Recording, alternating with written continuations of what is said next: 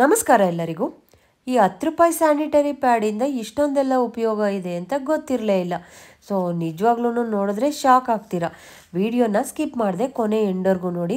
ಒಂದೊಂದು ಟಿಪ್ಸ್ಗಳನ್ನು ಬೇರೆ ಬೇರೆ ಡಿಫ್ರೆಂಟ್ ಆಗಿದೆ. ಇಷ್ಟು ದಿನ ಯಾರು ಹೇಳಿರೋಕ್ಕೆ ಚಾನ್ಸೇ ಇಲ್ಲ. ಆ ಥರದ್ದೊಂದಷ್ಟು ಟಿಪ್ಸ್ಗಳನ್ನ ನಿಮ್ಮ ಜೊತೆ ಶೇರ್ ಮಾಡ್ತಾ ಇದ್ದೀನಿ.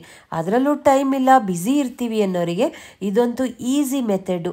ಕ್ಲೀನಿಂಗ್ ಆಗಿರ್ಬೋದು, ಸೊ ಯಾವುದೇ ಕೆಲಸ ಆಗಿದ್ರೂ ಪಟಾಪಟ್ ಅಂತ ಮಾಡ್ಬೋದು. ಅದರಲ್ಲೂ ಈ 10 ರೂಪಾಯಿ ಸ್ಯಾನಿಟರಿ ಪ್ಯಾಡ್ನ ಯೂಸ್ ಮಾಡಿಕೊಂಡು. ಮತ್ತೆ ಯಾಕೆ ತಡ, ವಿಡಿಯೋ ಸ್ಟಾರ್ಟ್ ಮಾಡೋಣ ಬನ್ನಿ. ನನ್ನ ಮೊದಲನೇ ಟಿಪ್ ಏನು ಗೊತ್ತಾ, ನಾವು ಹಣೆಗಿಟ್ಕೊಂಡಿರೋ ಅಂಥ ಸ್ಟಿಕ್ಕರ್ನ ಮುಖ ತೊಳೆಯುವಾಗ ಗೋಡೆ ಮೇಲೆ, ಟೈಲ್ಸ್ ಮೇಲೆ, ಇಲ್ಲ ಮಿರರ್ ಹತ್ರ ಎಲ್ಲ ಕಡೆ ಎಲ್ಲ ಲೇಡೀಸು ಅಂಟಿಸ್ತೀವಿ. ಸೊ ಅದನ್ನು ಕಿತ್ತು ಎಲ್ಲಿ ಜಾಗ ಸಿಗುತ್ತೆ ಅಲ್ಲಿಗೆ ಸ್ಟಿಕ್ ಮಾಡಿಬಿಡ್ತೀವಿ. ಅದು ಗಮ್ಮು ಹಾಳಾಗತ್ತೆ. ಸೊ ನೋಡೋದಕ್ಕೂ ಒಂಥರ ಅಸಹ್ಯವಾಗಿ ಕಾಣಿಸುತ್ತಲ್ವ. ಅದಕ್ಕೆ ಇವತ್ತು ಒಂದು ಟಿಪ್ ಹೇಳ್ತಾ ಇದ್ದೀನಿ. ಈ ಥರ ಪ್ಲಾಸ್ಟಿಕ್ ಬಾಕ್ಸು ನಾವೇನಾದರೂ ಶಾಪಿಂಗ್ ಮಾಡಿದಾಗ, ಏನಾದರೂ ನಾವು ಆನ್ಲೈನಲ್ಲಿ ತೊಗೊಂಡಾಗ ಸಿಗುತ್ತಲ್ವ, ಈ ಥರ ಒಂದು ಪ್ಲಾಸ್ಟಿಕ್ ಬಾಕ್ಸ್ನ ತೊಗೊಂಡಿದ್ದೀನಿ. ಒಂದು ಸ್ಯಾನಿಟರಿ ಪ್ಯಾಡ್ನ ಅರ್ಧ ಕಟ್ ಮಾಡ್ಕೊಳ್ತಾ ಇದ್ದೀನಿ. ನೋಡಿ, ಇಲ್ಲಿ ನಾನು ಇಲ್ಲಿ ತೋರಿಸ್ತಾ ಇದ್ದೀನಲ್ಲ ವಿಡಿಯೋದಲ್ಲಿ, ಅದೇ ಥರ ಮಾಡ್ಕೊಳ್ಳಿ. ಈಗ ನಾವು ಈ ಪ್ಯಾಡ್ನ ಆ ಬಾಕ್ಸಲ್ಲಿ ಇಟ್ಕೊಂಡು ಹಿಂದೆಗಡೆ ನಾನು ಇದನ್ನು ರ್ಯಾಪ್ನ ತೆಗಿತೀನಿ. ಇವಾಗ ಅದರಲ್ಲಿ ಹಿಂದೆಗಡೆ ಗಮ್ ಇರುತ್ತೆ. ಸೊ ಈ ಗಮ್ನ ಸ್ವಲ್ಪ ತೆಗಿಯೋದಾದರೆ ತೆಗಿಬೋದು, ಇಲ್ಲಾಂದರೆ ಪೂರ್ತಿ ಬೇಕಂದ್ರೂ ನೀವು ತಗೊಳ್ಬೋದು. ಸೊ ಈಗ ನಾವು ಯಾವುದೇ ಕಲರಲ್ಲಿ ಯಾವುದೇ ಅಲ್ಲಿ ಡೈಲಿ ಯೂಸ್ ಮಾಡೋ ಅಂಥ ಸ್ಟಿಕ್ಕರ್ಗಳನ್ನ ಇಲ್ಲಿ ಅಂಟಿಸಿದ್ರೆ ಸಾಕು. ಆ ಗಮ್ ಇರೋದ್ರಿಂದ ಸ್ಟಿಕ್ಕರಲ್ಲಿ ಗಮ್ ಕೂಡ ನಮಗೆ ಹೋಗೋದಿಲ್ಲ. ಆಮೇಲೆ ನಾವು ಅಲ್ಲಿ ಇಲ್ಲಿ ಅಂಟಿಸಿ ಗೋಡೆ ಮೇಲೆ ಇದ್ರ ಮೇಲೆ ಸೊ ಮಿರರ್ಲೆಲ್ಲ ಅಂಟಿಸಿದಾಗ ಗಮ್ಮು ಅಲ್ಲೇ ಅಂಟ್ಕೊಂಡು ಗಲೀಜು ಥರ ಆಗಿರುತ್ತೆ. ಸೊ ನೋಡೋದಕ್ಕೂ ಒಂಥರ ಅಸಹ್ಯವಾಗಿ ಕಾಣಿಸುತ್ತಲ್ವ. ಈ ಥರದ್ದೆಲ್ಲ ಪ್ರಾಬ್ಲಮ್ಗಳಿಗೆ ಒಂದು ಗುಡ್ ಸೊಲ್ಯೂಷನ್ ಅಂತಲೇ ಹೇಳ್ಬೋದು. ನೋಡಿ, ಇವಾಗ ನಾನು ಇದಕ್ಕೆ ಎಲ್ಲ ಸ್ಟಿಕ್ಕರ್ಗಳ್ನೂ ಅಂಟಿಸ್ತಾ ಇದ್ದೀನಿ. ನಾವು ಡೈಲಿ ಯಾವ್ದು ಯೂಸ್ ಮಾಡ್ತೀವಿ ಬೇಡ ಅಂದಿದ್ದನ್ನ ತೊಗೊಂಡು ಇಲ್ಲಿ ಅಂಟಿಸ್ಕೊಂಡಿರೋದು. ಮತ್ತು ನಾವು ರೀಯೂಸ್ ಮಾಡ್ಕೊಳ್ಬೋದು. ಸೊ ಇಲ್ಲಿ ಗಮ್ ಇರೋದ್ರಿಂದ ಆ ಸ್ಟಿಕ್ಕರ್ ಕೂಡ ಹಾಳಾಗೋದಿಲ್ಲ. ಇನ್ನು ಗಮ್ಮು ಸ್ಟಿಕ್ಕಿಯಾಗಿ ಇದರಲ್ಲಿ ಸ್ಟಿಕ್ಕರಲ್ಲಿ ಚೆನ್ನಾಗಿರುತ್ತೆ. ಸೊ ನಮ್ಗೆ ಬೇಕು ಅಂದಾಗ ತೊಗೊಂಡು ಹಣೆಗೆ ಇಟ್ಕೊಳ್ಬೋದು. ಬೇಡ ಅಂದಾಗ ಇದನ್ನು ಕ್ಲೋಸ್ ಮಾಡಿ ಬಾಕ್ಸಲ್ಲಿ ಹಾಕಿಡೋದ್ರಿಂದ ಸೊ ಡಸ್ಟು ಕೂಡ ಬೀಳೋದಿಲ್ಲ. ಇದನ್ನು ರೀಯೂಸ್ ಮಾಡ್ಕೊಳ್ಬೋದು. ಈ ಟಿಪ್ನ ಫಾಲೋ ಮಾಡಿ ಫ್ರೆಂಡ್ಸ್, ತುಂಬಾ ಚೆನ್ನಾಗಿರುತ್ತೆ.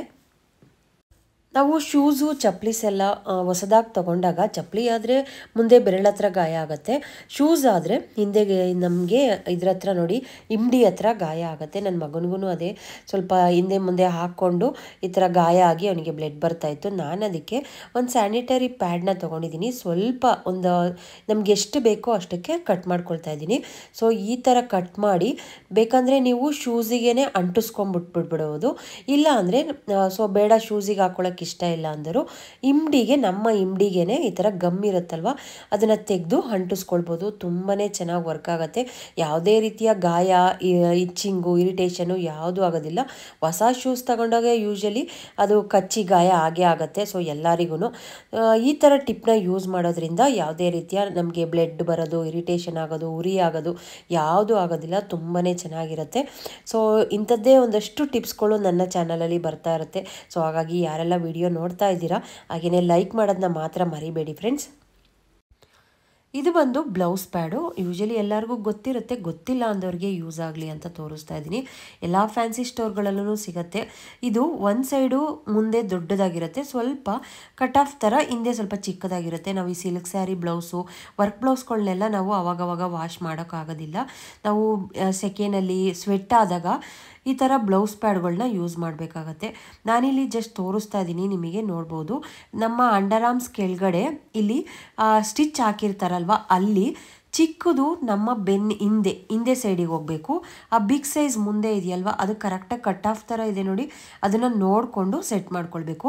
ಹಿಂದೆಗಡೆ ರ್ಯಾಪ್ ಥರ ಇರುತ್ತೆ, ಗಮ್ ಕೂಡ ಅದರಲ್ಲೇ ಕೊಟ್ಟಿರ್ತಾರೆ. ಜಸ್ಟ್ ನಾವು ಪೇಪರ್ನ ರಿಮೂವ್ ಮಾಡಿ ನಾವು ಇಲ್ಲಿಗೆ ಹಾಕ್ಕೊಳ್ಬೇಕಾಗತ್ತೆ. ನೋಡಿ, ಈ ಥರ ಹಾಕ್ಕೊಳ್ಳೋದ್ರಿಂದ ನಾವು ಎಷ್ಟೇ ಸ್ವೆಟ್ ಆದ್ರೂ ಅದು ಅಬ್ಸರ್ವ್ ಮಾಡುತ್ತೆ, ನಮ್ಮ ಬ್ಲೌಸ್ಗಳು ಹಾಳಾಗೋದಿಲ್ಲ.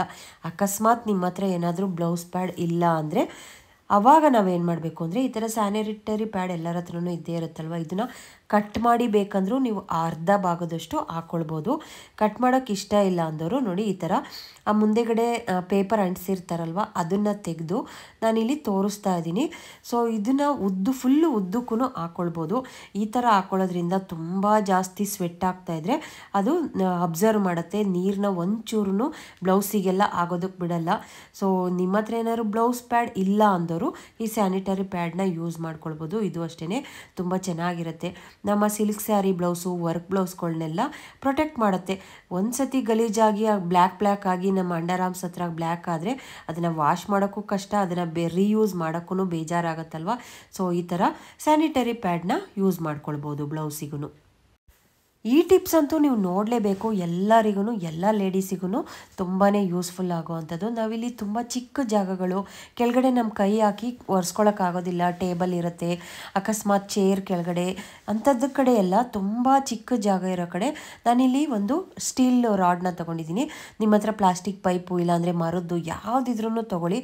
ಅದಕ್ಕೆ ತೊಗೊಂಡು ನಾನಿಲ್ಲಿ ಸ್ಯಾನಿಟರಿ ಪ್ಯಾಡ್ನ ಅಂಟಿಸ್ಕೊಳ್ತಾ ಇದ್ದೀನಿ. ಸೊ ಇದನ್ನು ಎರಡೂ ಸೈಡು ಈ ಥರ ಅಂಟಿಸ್ಕೊಂಡು ನಾನಿವಾಗ ತೋರಿಸ್ತಾ ಇದ್ದೀನಿ. ನಮ್ಮ ಮನೇಲಿ ಒಂದು ಬುಕ್ ರ್ಯಾಕ್ ಇದೆ. ಆ ರ್ಯಾಕ್ ಕೆಳಗಡೆ ನಾನು ಪರ್ಕೆನಲ್ಲಿ ಗುಡಿಸ್ಕೊಂಡು ಮಾಪಲ್ಲಿ ಒರೆಸ್ಕೊಂಡ್ರು ಅದ್ರ ಕೆಳಗಡೆ ಫುಲ್ಲು ಹಿಂದೆ ಗೋಡೆ ತನಕ ಒರೆಸ್ಕೊಳಕ್ಕಾಗೋದೇ ಇಲ್ಲ. ಎಷ್ಟೇ ಕ್ಲೀನ್ ಮಾಡ್ಕೊಂಡು ಗುಡಿಸ್ಕೊಂಡ್ರು ಡಸ್ಟ್ ಅನ್ನೋದಂತೂ ಖಂಡಿತವಾಗ್ಲೂ ಇರುತ್ತೆ. ನಾನು ಯಾವಾಗ್ಲೂ ಅಷ್ಟೇ ವೀಕ್ಲಿ ಒಂದು ಸತಿ ಜಸ್ಟ್ 10 ರೂಪಾಯಿ ಅಲ್ವಾ ಸ್ಯಾನಿಟರಿ ಪ್ಯಾಡು, ಸೊ ಇದನ್ನು ಹಾಕ್ಕೊಂಡು ಕ್ಲೀನ್ ಮಾಡ್ಕೊಳ್ತೀನಿ. ನೀವು ನೋಡ್ಬೋದು ಎಷ್ಟು ಚೆನ್ನಾಗಿ ಕ್ಲೀನ್ ಆಗುತ್ತೆ ಅಂದರೆ. ಎಷ್ಟು ಡಸ್ಟ್ ಇದೆ ನೋಡಿ ಕೆಳಗಡೆ, ನಾನು ಎಷ್ಟು ಕ್ಲೀನ್ ಮಾಡ್ಕೊಂಡಿದ್ರು ಆ ಥರ ಡಸ್ಟ್ ಬರುತ್ತೆ. ನಾವು ಒಂದು ಸತಿ ನೀಟಾಗಿ ಕ್ಲೀನ್ ಮಾಡ್ಕೊಂಡು ಬಂದ್ಬಿಡ್ಬೋದು. ಅದೇ ಪ್ಯಾಡ್ನ ಮತ್ತೆ ನಾನು ತೆಗೆದಾಕೋದಿಲ್ಲ. ಇವಾಗ ಅದನ್ನೇ ತೊಗೊಂಡು ಇಲ್ಲಿ ವೈಟಿಗೆ ಎಷ್ಟು ಚೆನ್ನಾಗಿ ಕಾಣಿಸ್ತಾ ಇದೆ ನೆಲೆ, ನೀವು ನೋಡಿದ್ರೆ ಆ ಫ್ಲೋರು. ಆದರೆ ವಾಷಿಂಗ್ ಮಿಷಿನ್ ಕೆಳಗಡೆ ನಾನು ಡೈಲಿ ಗುಡಿಸ್ಕೊಳ್ತಾನೆ ಇರ್ತೀನಿ, ಸ್ಟ್ಯಾಂಡ್ ಹಾಕ್ಸಿದ್ದೀವಿ. ಆದ್ರೂ ಹಿಂದೆಗಡೆ ನೋಡಿ ಎಷ್ಟಿದೆ ಅಂತ, ಫುಲ್ಲು ಗಲೀಜು ಇದ್ದೇ ಇರುತ್ತೆ. ನಾವು ಎಷ್ಟೇ ನೀಟಾಗಿ ಪರ್ಕೆನಲ್ಲಿ ಮಾಪಲ್ಲಿ ಕ್ಲೀನ್ ಮಾಡ್ಕೊಳಕ್ಕಾಗೋದೇ ಇಲ್ಲ. ಆದರೆ ಈ ಪ್ಯಾಡಿಂದ ಮಾತ್ರ ನೀಟಾಗಿ ಕ್ಲೀನ್ ಮಾಡ್ಕೊಳ್ಬೋದು. ಆಮೇಲೆ ತುಂಬ ಶ್ರಮ ಪಡೋ ಅವಶ್ಯಕತೆನೇ ಇಲ್ಲ. ಉದ್ದದೊಂದು ರಾಡು ಇಲ್ಲ ಕೋಲ್ನ ಇಟ್ಕೊಂಡ್ಬಿಟ್ರೆ ಸಾಕು, ಅದಕ್ಕೆ ಸಿಗಿಸ್ಕೊಂಡು ಕ್ಲೀನ್ ಮಾಡ್ಕೊಳ್ಬೋದು. ನೋಡಿ ಈ ಥರ ನಾನು ತೋರಿಸ್ತಾ ಇದ್ದೀನಿ ಈ ವಿಡಿಯೋದಲ್ಲಿ, ನಿಮಗೆ ಗೊತ್ತಾಗ್ತಾ ಇದೆ. ಎಲ್ಲರಿಗೂ ಖಂಡಿತವಾಗ್ಲೂ ಈ ಟಿಪ್ ಇಷ್ಟ ಆಗೇ ಆಗುತ್ತೆ ಅಂತ ಅಂದ್ಕೊಂಡಿದ್ದೀನಿ. ಸೊ ಒಂದು ಪ್ಯಾಡ್ ಹಾಕ್ಕೊಂಡು ಎಲ್ಲ ಕಡೆ ಒರೆಸ್ಕೊಂಡು ಬಂದ್ಬಿಡಿ. ಇವಾಗ ನಾನು ಬುಕ್ಸ್ ರ್ಯಾಕ್ ಕೆಳಗಡೆ ಒರೆಸ್ಕೊಂಡೆ, ಆಮೇಲೆ ವಾಷಿಂಗ್ ಮಿಷಿನ್ ಕೆಳಗಡೆ ಆಯಿತು. ಇವಾಗ ಸೋಫಾ ಹತ್ರ ತುಂಬ ಜನದ ಮನೇಲಿ ಸೋಫಾಗಳು ತುಂಬ ಕೆಳಗಡೆ ಇರುತ್ತೆ, ಫ್ಲೋರಿಗೆ ಇನ್ನೇನು ಟಚ್ ಆಗ್ತಾ ಇದೆಯೇನೋ ಅನ್ನೋ ಥರ ಇರುತ್ತೆ. ಅಂಥ ಕಡೆ ನಾವು ಪರ್ಕೆ ಹಾಕಿದ್ರೂ ಕ್ಲೀನ್ ಮಾಡೋಕ್ಕಾಗಲ್ಲ, ಮಾಪು ಆಗಲ್ಲ, ಕೈ ಹಾಕೂ ಒರೆಸ್ಕೊಳಕ್ಕಾಗಲ್ಲ. ನೋಡಿ ಎಷ್ಟು ಗಲೀಜಿದೆ ಅಂತ. ಮುಂದೆ ವೈಟಾಗಿ ಎಷ್ಟು ಕ್ಲೀನಾಗಿ ಕಾಣ್ತಾ ಇದೆ ನಮ್ಮ ಫ್ಲೋರು, ಆದರೆ ಹಿಂದೆಗಡೆ ಎಷ್ಟೇ ಕ್ಲೀನ್ ಮಾಡಿ ಗುಡಿಸ್ಕೊಂಡ್ರೂ ಗಲೀಜಿರುತ್ತೆ. ಈ ಟಿಪ್ನ ಯೂಸ್ ಮಾಡಿ, ನಿಮ್ಮೆಲ್ಲರಿಗೂ ಇಷ್ಟ ಆಗೇ ಆಗುತ್ತೆ ಫ್ರೆಂಡ್ಸ್. ಇದು ನಾವು ಯೂಸ್ ಮಾಡೋ ಸ್ಯಾನಿಟರಿ ಪ್ಯಾಡಿಂದ ಇಷ್ಟೊಂದೆಲ್ಲ ಉಪಯೋಗ ಇದೆಯಾ ಅಂತ ಆಶ್ಚರ್ಯ ಆಗ್ಬೋದು. ಹೌದು, ನಿಜವಾಗ್ಲೂ ತಿಳ್ಕೊಳ್ಬೇಕು ಅಷ್ಟೇ. ನಾನಿಲ್ಲಿ ಕಿಟಕಿದು ಇದು ಕಂಬಿಗಳನ್ನ ಒರೆಸ್ಕೊಳ್ತಾ ಇದ್ದೀನಿ. ನಾವು ಬಟ್ಟೆ ಹಾಕ್ಕೊಂಡು ಕೈಯಿಂದ ಒರೆಸಿದಾಗ ಅಷ್ಟೊಂದು ನೀಟಾಗಿ ಕ್ಲೀನ್ ಆಗೋದಿಲ್ಲ. ಸೊ ಇಲ್ಲಿ ಸ್ವಲ್ಪ ಸ್ಯಾನಿಟರಿ ಪ್ಯಾಡ್ನ ಕಟ್ ಮಾಡಿಕೊಂಡು ನೋಡಿ ಒಂದು ಸತಿ ನಾನು ಫುಲ್ ಸುತ್ತ ಕ್ಲೀನ್ ಮಾಡ್ಕೊಳ್ಬೋದು. ಗಟ್ಟಿಯಾಗಿ ಈ ಥರ ಇಟ್ಕೊಂಡು ಒರೆಸ್ಕೊಂಡು ಬಂದರೆ ಎಷ್ಟು ನೀಟಾಗಿ ಎಷ್ಟೇ ಗಲೀಜಿದ್ರೂ ಕ್ಲೀನಾಗಿ ಹೋಗುತ್ತೆ. ಸೊ ಇದನ್ನು ಬಟ್ಟೆನಲ್ಲಿ ಒರೆಸ್ಕೊಳ್ಳೋದಕ್ಕಿಂತ ಇದನ್ನು ಸ್ವಲ್ಪ ವೆಟ್ ಮಾಡಿಕೊಂಡು ನಾವು ಇದನ್ನು ಡಸ್ಟ್ನ ತೆಗಿಬೋದು, ತುಂಬ ಚೆನ್ನಾಗಿ ಕ್ಲೀನ್ ಆಗುತ್ತೆ. ಸೊ ನಾನಿಲ್ಲಿ ತೋರಿಸ್ತಾ ಇದ್ದೀನಿ ನೋಡಿ, ಒಂದು ಸ್ವಲ್ಪ ವೆಟ್ ಮಾಡಿಕೊಂಡ್ರೆ ಇನ್ನೂ ಚೆನ್ನಾಗಿ ಕ್ಲೀನ್ ಆಗುತ್ತೆ. ಸೊ ನಾನಿಲ್ಲಿ ಎಷ್ಟೇ ಬಟ್ಟೆನಲ್ಲಿ ಕ್ಲೀನ್ ಮಾಡಿಕೊಂಡ್ರು ಅದು ಫುಲ್ಲು ರೊಟೇಟ್ ಆಗೋದಿಲ್ಲ, ಮುಂದೆ ಮಾತ್ರ ನಾವು ಎಷ್ಟು ಕಂಬಿ ಸಿಗುತ್ತೋ ಅಷ್ಟು ಮಾತ್ರ ಗಲೀಜು ಹೋಗ್ತಾ ಇರುತ್ತೆ. ಆದರೆ ಈ ಪ್ಯಾಡ್ನ ಕಟ್ ಮಾಡ್ಕೊಂಡು ಈ ಥರ ಮಾಡೋದ್ರಿಂದ ಸುತ್ತಲೂ ನಾವು ಕ್ಲೀನ್ ಮಾಡ್ಕೊಳ್ಬೋದು ತುಂಬ ಈಸಿಯಾಗಿ. ನೋಡಿ ಎಷ್ಟು ಡಸ್ಟ್ ಇದೆ ಅಂತ. ನಮ್ಮನೇಲಿ ಆಯಿಲ್ನ ಫಿಲ್ ಮಾಡ್ಕೊಳ್ಳೋದಕ್ಕೆ ನಾನು ಈ ಥರ ಸ್ಟೀಲ್ ಬಾಟಲ್ಗಳನ್ನ ತರಿಸಿ ಇಟ್ಕೊಂಡಿದ್ದೀನಿ. ಸೊ ಇದರಲ್ಲೇ ಆಯಿಲ್ ತುಂಬಿ ಇಟ್ಕೊಳ್ತೀನಿ. ಅಡುಗೆಗೆ ಯೂಸ್ ಮಾಡೋ ಅಂಥ ಆಯಿಲು, ಕೊಬ್ಬರಿ ಎಣ್ಣೆ, ಸನ್ಫ್ಯೂರ್ ಆಯಿಲು ಈ ಥರದ್ದು ಯೂಸ್ ಮಾಡ್ತೀನಿ. ನನಗೆ ಯಾವುದು ಖಾಲಿ ಆಗುತ್ತೆ ಆ ಬಾಟಲ್ನ ತೊಳೆದು ಉಲ್ಟಾ ಮಾಡಿ ಈ ಥರ ಇಟ್ಕೊಳ್ತೀನಿ. ಸೊ ನಾವಿಲ್ಲಿ ನೆಲಕ್ಕೆ ಈ ಥರ ಉಲ್ಟಾ ಮಾಡಿ ಇಡೋದ್ರಿಂದ ಅದು ನೀರೆಲ್ಲ ಸೋರ್ಕೊಂಡಿರುತ್ತೆ, ಬಟ್ ಒಳಗಡೆನೇ ನೀರು ಇರುತ್ತೆ, ಆದ್ರೂ ನೀಟಾಗಿ ಕ್ಲೀನಾಗಿರೋದಿಲ್ಲ. ಅದಕ್ಕೆ ಇದೊಂದು ಟಿಪ್ನ ಫಾಲೋ ಮಾಡ್ತೀನಿ. ಬಟ್ಟೆ ಒಣಗಾಕೋದಕ್ಕೆ ಕ್ಲಿಪ್ ಇದೆಯಲ್ವಾ, ಇದನ್ನು ಒಂದು 2ರಿಂದ 3 ಕ್ಲಿಪ್ನ ಈ ಥರ ಹಾಕ್ಕೊಳ್ಬೇಕು. ಆ ಕ್ಯಾಪ್ನ ತೆಗೆದು ಇದ್ರೊಳಗೆ ಹಾಕಿ ಜಸ್ಟ್ ಈ ಥರ ನಿಲ್ಲಿಸ್ಕೊಂಡ್ಬಿಡ್ಬೇಕು. ನೋಡಿ ನಾನು ಇಲ್ಲಿ ವಿಡಿಯೋದಲ್ಲಿ ತೋರಿಸ್ತಾ ಇದ್ದೀನಲ್ಲ, ಇದೇ ಥರ ನಿಲ್ಲಿಸಿದ್ರೆ ಒಂದು ಡ್ರಾಪ್ ಕೂಡ ನೀರು ಇರೋದಿಲ್ಲ. ಸೊ ಈ ಥರ ಎಲ್ಲ ಫುಲ್ ನಾವು ಉಲ್ಟಾ ಮಾಡಿ ಹಿಂಗೆ ದಬಾಕೋದ್ರಿಂದ ಪೂರ್ತಿಯಾಗಿ ನೀರು ಕ್ಲೀನಾಗಿ ಕೆಳಗಡೆ ಸೋರ್ಕೊಂಡಿರುತ್ತೆ. ಅಕಸ್ಮಾತ್ ನೀರೇನಾದರೂ ಇದ್ರೂ ಅದು ಇಡೀ ನೈಟೆಲ್ಲ ನಾನು ಹಿಂಗೆ ಬಿಟ್ಟಿರ್ತೀನಿ. ಆದ್ರೂ ಆಯಿಲಿರೋ ಪಾಟ್ ಅಲ್ವಾ, ಸೊ ಹಾಗಾಗಿ ಸ್ವಲ್ಪನಾದರೂ ನೀರು ಇದ್ದೇ ಇರುತ್ತೆ. ಒಂಚೂರು ನೀರಿದ್ರೂ ಆಯಿಲು ಸ್ಮೆಲ್ ಬಂದ್ಬಿಡುತ್ತೆ. ಅದಕ್ಕೆ ಒಂದು ಸ್ಯಾನಿಟರಿ ಪ್ಯಾಡ್ ತಗೊಂಡು ಒಂದು ಕೋಲ್ನ ತೊಗೊಂಡಿದ್ದೀನಿ. ಸೊ ರಬ್ಬರ್ದು ನನ್ನ ಹತ್ರ ಸ್ಟಿಕ್ ಇತ್ತು, ಇದನ್ನು ತಗೊಂಡು ಇವಾಗ ನಾನು ತೋರಿಸ್ತಾ ಇದ್ದೀನಿ ನೋಡಿ. ಈಗ ಕ್ಲಿಪ್ನ ತೆಗೆದು ಒಂದು ಸತಿ ನಾನು ಇದನ್ನು ಇದರೊಳಗಡೆ ಬಾಟಲ್ ಒಳಗಡೆ ಈ ಥರ ಹಾಕಿ ರೊಟೇಟ್ ಮಾಡಿದ್ರೆ ಸಾಕು. ಆಯಿಲ್ಲು ಮತ್ತು ನೀರು ಎಷ್ಟೇ ಗಲೀಜಿದ್ರೂ ಫುಲ್ಲು ನೀಟಾಗಿ ಆ ಪ್ಯಾಡಿಗೆ ಸುತ್ತಕೊಂಡು ಈಚೆ ಬರುತ್ತೆ, ನೀಟಾಗಿ ಕ್ಲೀನಾಗುತ್ತೆ. ಒಂದೇ ಒಂದು ಡ್ರಾಪ್ ನೀರಿದ್ರೂ ಆಯಿಲು ಬ್ಯಾಡ್ ಸ್ಮೆಲ್ ಬಂದ್ಬಿಡುತ್ತೆ. ಸೊ ಅದಕ್ಕೋಸ್ಕರ ಯಾವಾಗಲೂ ವಾಶ್ ಮಾಡಿದಾಗ ನಾನು ಈ ಥರ ಪ್ಯಾಡನ್ನು ಸುತ್ತಕೊಂಡು ಕ್ಲೀನ್ ಮಾಡ್ಕೊಂಡ್ಬಿಡ್ತೀನಿ. ತುಂಬಾ ನೀಟಾಗಿ ಕ್ಲೀನಾಗುತ್ತೆ. ಸೊ ಹಾಗಾಗಿ ನೋಡಿ, ಇದು ಕೈಯಲ್ಲಿ ಬಡಿದ್ರೂ ಒಂದು ಡ್ರಾಪ್ ನೀರು ಕೂಡ ಬರ್ತಾ ಇಲ್ಲ. ಸೊ ಹಾಗಾಗಿ ಆಯಿಲ್ ಪಾಟನ್ನ ಕ್ಲೀನ್ ಮಾಡ್ಕೊಳ್ಳೋದಕ್ಕೂ ಯೂಸ್ ಮಾಡ್ತೀನಿ ಇದನ್ನು.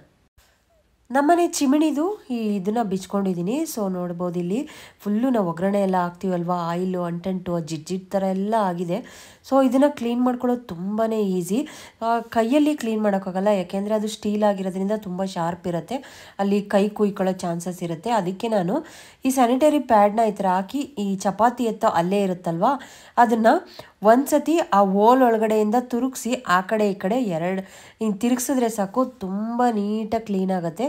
ನಾನು ಇಲ್ಲಿ ತೋರಿಸ್ತಾ ಇದ್ದೀನಿ ನೋಡಿ, ಜಸ್ಟ್ ಈ ಥರ ಎಷ್ಟೇ ಗಲೀಜಿರಲಿ ಒಳಗಡೆ ಅಂಟಂಟೆಲ್ಲ ಇದ್ರೂ ತುಂಬ ನೀಟಾಗಿ ಕ್ಲೀನ್ ಆಗುತ್ತೆ. ಸೊ ತುಂಬ ಚೆನ್ನಾಗೂ ಗಲೀಜೆಲ್ಲ ಕ್ಲೀನ್ ಆಗುತ್ತೆ. ಈಸಿ, ತುಂಬ ಗಂಟೆಗಟ್ಟಲೆ ಮಾಡೋ ಕೆಲಸನ ಈಸಿಯಾಗಿ ಈ ಥರ 5 ನಿಮಿಷದಲ್ಲಿ ಕ್ಲೀನ್ ಮಾಡ್ಕೊಂಡು ಬಿಡ್ಬೋದು. ಅದೆಷ್ಟೇ ಗಲೀಜಿದ್ರೂ ಹೋಗುತ್ತೆ. ನೋಡಿ ನಾನು ಇಲ್ಲಿ ತೋರಿಸ್ತಾ ಇದ್ದೀನಿ.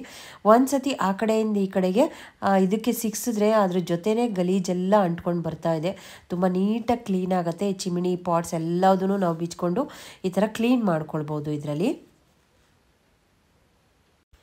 ಮನೇಲಿರೋ ಮಿರರ್ಗಳನ್ನ ಡೈಲಿ ಕ್ಲೀನ್ ಮಾಡ್ತಾನೆ ಇರ್ತೀವಿ, ಆದರೂ ಮಕ್ಕಳು ಗಲೀಜು ಮಾಡ್ತಾನೆ ಇರ್ತಾರೆ. ನಾನಿಲ್ಲೊಂದು ಈಸಿ ಟಿಪ್ನ ತೋರಿಸ್ತಾ ಇದ್ದೀನಿ. ಒಂದು ಸ್ಯಾನಿಟರಿ ಪ್ಯಾಡ್ನ ಕೈಗೆ ಅಂಟಿಸ್ಕೊಂಡು ಒಂದು 2 ಡ್ರಾಪಷ್ಟು ಈ ಕೊಲಿನ್ನ ಸ್ಪ್ರೇ ಮಾಡ್ಕೊಳ್ತಾ ಇದ್ದೀನಿ. ಮಾಡಿಕೊಂಡು ಇವಾಗ ಒರೆಸ್ಕೊಳ್ತಾ ಇದ್ದೀನಿ. ಮಿರರ್ ಎಷ್ಟು ನೀಟಾಗಿ ಕ್ಲೀನ್ ಆಗುತ್ತೆ ಅಂದರೆ, ಅದೇ ನಾವು ಬಟ್ಟೆನಲ್ಲಿ ಒರೆಸ್ಕೊಳಕ್ಕೆ ಹೋದಾಗ ಅಲ್ಲೇ ಬರೆ ಥರ ಚುಕ್ಕಿ ಚುಕ್ಕಿ ಥರ ಆಗುತ್ತೆ. ಆದರೆ ಇದರಲ್ಲಿ ಆ ಥರ ಆಗಲ್ಲ, ತುಂಬ ನೀಟಾಗಿ ಕ್ಲೀನ್ ಮಾಡ್ಕೊಳ್ಬೋದು. ಒಂದು ಸತಿ ಈ ಥರ ಒರೆಸ್ಕೊಂಡು ಬಂದುಬಿಟ್ರೆ ಸಾಕು, ಪಳಪಳ ಅಂತ ಹೊಲಿಯುತ್ತಾ ಇರುತ್ತೆ ಮಿರರು. ಸೊ ಇದೆಲ್ಲ ಟಿಪ್ಗಳು ನಿಮ್ಗೆ ಇಷ್ಟ ಆಯಿತು ಅಂತ ಅಂದ್ಕೊಂಡಿದ್ದೀನಿ. ಇಷ್ಟ ಆಗಿದ್ರೆ ಲೈಕ್ ಮಾಡಿ, ಚಾನಲ್ನ ಸಬ್ಸ್ಕ್ರೈಬ್ ಮಾಡಿಕೊಂಡು ಸಪೋರ್ಟ್ ಮಾಡಿ. ಮುಂದಿನ ಲಾಗಲ್ಲಿ ಮತ್ತೆ ಸಿಗ್ತೀನಿ. ನಮಸ್ಕಾರ ಫ್ರೆಂಡ್ಸ್.